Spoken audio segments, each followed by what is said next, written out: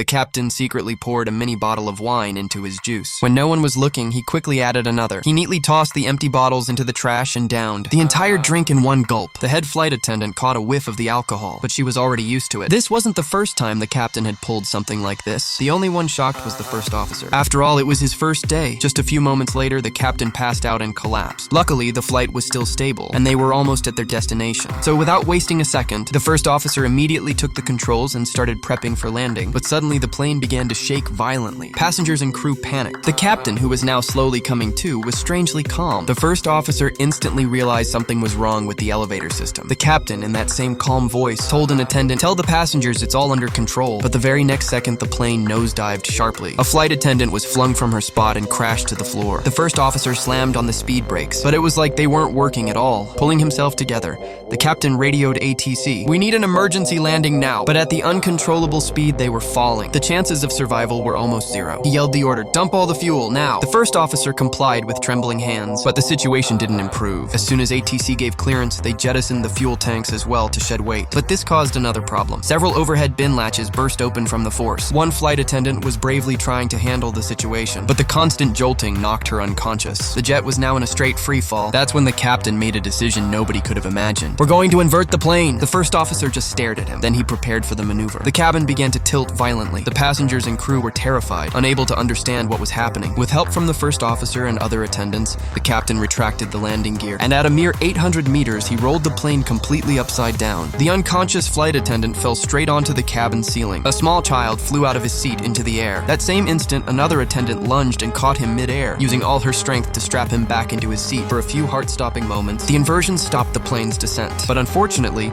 because of the fuel dump, the engines were completely dead. The plane was now just gliding without power, and it was on fire. Reaching the runway was impossible now. The captain made his final decision. "We'll crash land wherever we see even a little bit of open space."